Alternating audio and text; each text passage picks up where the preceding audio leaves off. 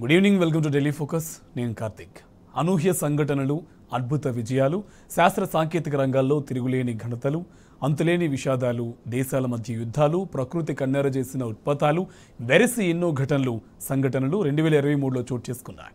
ఈ ఏడాది జరిగిన అత్యంత ముఖ్యమైన అంశాలతో 2023 రివైండ్ రిపోర్ట్ ఒకసారి చూద్దాం.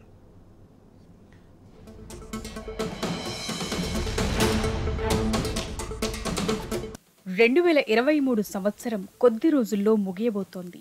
ఈ ఏడాది ప్రపంచంలో ఎన్నో అనూహ్య ఘటనలు చోటు చేసుకున్నాయి. ప్రపంచంలోనే అత్యధిక జనాభా కలిగిన దేశంగా భారత్ అవతరించి చైనాను వెనక్కు నెట్టేసింది. అదే సమయంలో హమాస్ ఇజ్రాయెల్పై దాడి చేసి ప్రపంచాన్ని ఆశ్చర్యపరిచింది.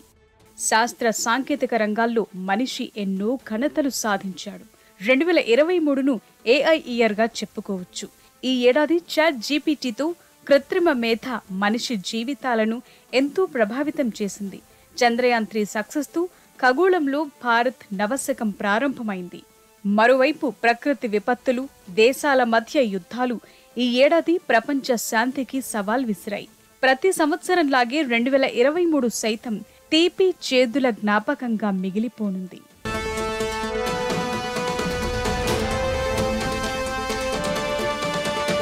టెక్నాలజీ పరంగా 2023 ఇయర్ను కృత్రిమ మేధ సంవత్సరంగా చెప్పొచ్చు. ఈ ఏడాది ఓపెన్ ఏఐ రిలీజ్ చేసిన చాట్ జీపీటీ సంచలనాలు సృష్టించింది. మార్చిలో వచ్చిన ఈ టెక్నాలజీ 9 నెలల్లో పెను మార్పులు తీసుకొచ్చింది. మనిషి జీవితాల్లోకి రోబోలు దూసుకొస్తున్నాయి. రోబో మూవీలో చూపించిన సంఘటనలు నిజం కాబోతున్నాయి. అయితే ఏఐ సృష్టించిన సాంకేతిక విప్లవం మూలంగా వివిధ రంగాల్లో లక్షల సంఖ్యలో ఉద్యోగాలు ఊడిపోయాయి. అయితే టెక్నాలజీ అందిపుచ్చుకునే వారికి కొత్త కొలువులు సైతం అందుబాటులోకొచ్చాయి. మరోవైపు ఏఐ టెక్నాలజీ మూలంగా డీప్ ఫేక్, మార్ఫింగ్ వంటి కొత్త సమస్యలు ప్రమాదం సృష్టిస్తున్నాయి.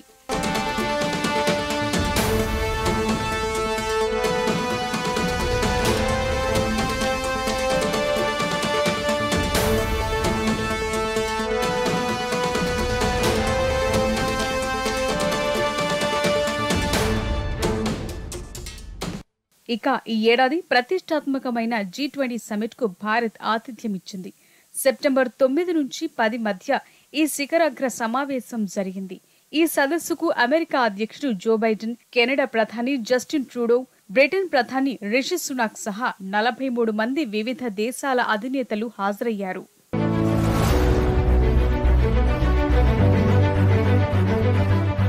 आज G20 के प्रेसिडेंट के तौर पर भारत पूरी दुनिया का आह्वान करता है कि हम मिलकर सबसे पहले इस ग्लोबल ट्रस्ट डेफिसिट को एक विश्वास, एक भरोसे में बदलें।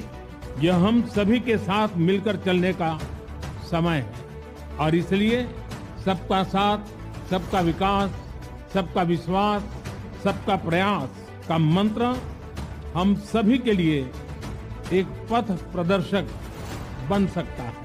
2023 సంవత్సరం అత్యంత వేడి సంవత్సరంగా రికార్డులకెక్కింది.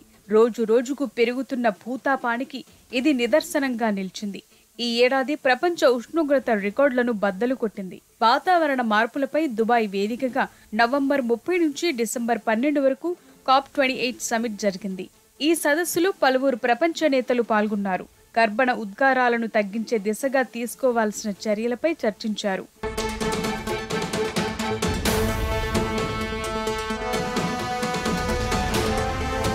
2023లో ట్విట్టర్ పేరు మారింది. గతేడాది ట్విట్టర్ను కొనుగోలు చేసిన ఎలాన్ మస్క్ తనదైన మార్కు చూపించారు. ట్విట్టర్ పేరును ఎక్స్గా మార్చేశారు. పేరుతో పాటు ట్విట్టర్ లోగోను కూడా చేంజ్ చేశారు. అయితే ఇవేవీ ట్విట్టర్ ఆదరణపై ఎలాంటి ప్రభావం చూపలేదు.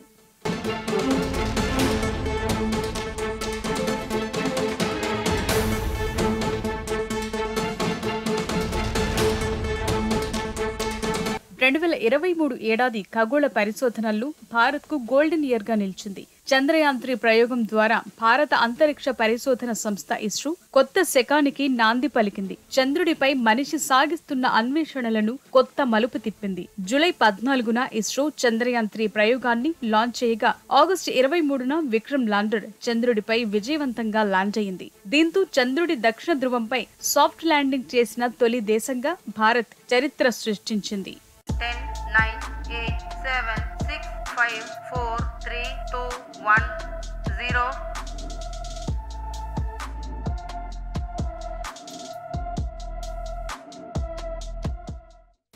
భారత క్రికెట్ అభిమానులకు 2023 చేదు జ్ఞాపకంగా మిగిలిపోయింది. ప్రతిష్టాత్మక ప్రపంచ కప్కు 12 ఏళ్ల తరువాత భారత్ ఆతిథ్యం ఇచ్చింది. స్వదేశంలో జరిగిన ఈ మెగా టోర్నీలో టీమిండియా తిరుగులేని ప్రదర్శన కనబర్చింది. టోర్నమెంట్లో ఒక్క మ్యాచ్ కూడా ఓడిపోకుండా ఫైనల్కు దూసుకెళ్లింది. కానీ టైటిల్ పోరులు ఆస్ట్రేలియా చేతిలో అనూహ్య ఓటమి చవిచూసింది. ప్రపంచ కప్లో ఆఫ్ఘనిస్తాన్పై ఆస్ట్రేలియా ఆటగాడు మ్యాక్స్వెల్ చరిత్రాత్మక ఇన్నింగ్స్ తో అదరగొట్టాడు. এটাই কি শেষ স্ট্রোক এই ম্যাচের? কুলদীপ সামান্য মিসফিল্ড এবং তার সঙ্গে সঙ্গে গ্লেন ম্যাক্সওয়েল দুটি রান নিয়ে জয় এনে দিলেন অস্ট্রেলিয়া। 6 উইকেটে জিতে গেল বিশ্বকাপ। অষ্টম ফাইনালে ষষ্ঠবার বিশ্ব চ্যাম্পিয়ন ওয়ার্ল্ড চ্যাম্পিয়ন অস্ট্রেলিয়া। অসাধারণ পারফরম্যান্স। ఈ ఏడాది అక్టోబర్ 7న హమాస్ ఇజ్రాయెల్పై అనూహ్య దాడికి దిగి ప్రపంచాన్ని దిగ్భ్రాంతికి గురి చేసింది. ఈ ఏడాది ఇజ్రాయెల్లో 1200 మంది మరణించారు. హమాస్ దాదాపు 240 మందిని బందీలుగా పట్టుకుంది. ప్రతిస్పందనగా ఇజ్రాయెల్ యుద్ధాన్ని ప్రకటించింది. గాజాపై ఇజ్రాయెల్ జరిపిన దాడిలో 18,000 మందికి పైగా జనం మరణించారు. మరోవైపు 2022లో ప్రారంభమైన రష్యా ఉక్రెయిన్ యుద్ధం ఈ ఏడాది కూడా కొనసాగింది.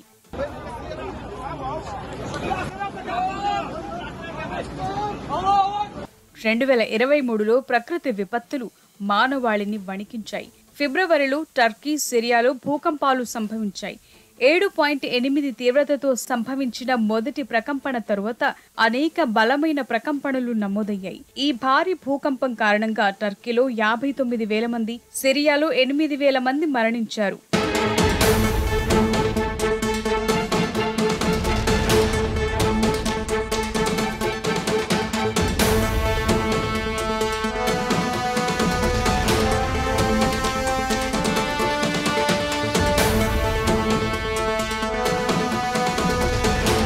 టర్కీ, సిరియాలో సంభవించిన భూకంప విలయం మర్చిపోకముందే అక్టోబర్లో మరో భారీ భూకంపం సంభవించింది. ఆఫ్ఘనిస్తాన్లో ఈ భూకంపం ధాటికి 4,000 మందికి పైగా ప్రజలు ప్రాణాలు కోల్పోయారు. 9,000 మందికి పైగా గాయపడ్డారు. 13,000కు పైగా ఇళ్లు ధ్వంసమయ్యాయి. ఇక 2023లో చరిత్రలో అత్యంత సుదీర్ఘమైన ఉష్ణమండల తుఫాన్ సంభవించింది. మలావి, మొజాంబిక్, నైరుతి ఆఫ్రికాలోని కొన్ని ప్రాంతాల్లో ఫ్రెడ్డీ తుఫాన్ బీభత్సం సృష్టించింది. ఈ తుఫాను మూలంగా 1,400 మందికి పైగా ప్రజలు ప్రాణాలు కోల్పోయారు.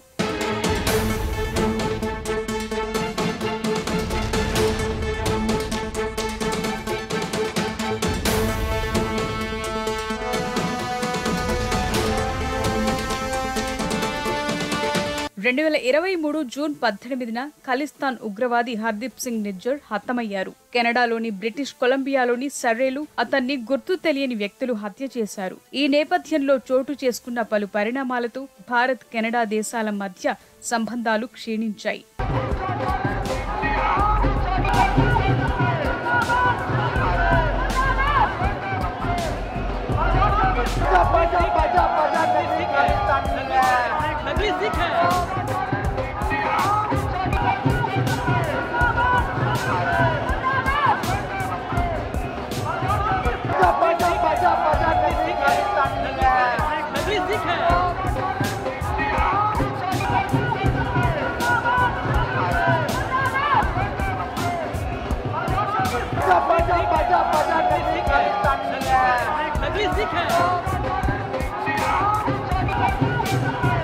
మరోవైపు 2023 ఆరంభంలో అమెరికా ఆకాశంలో బెలూన్లు కలకలం రేపాయి.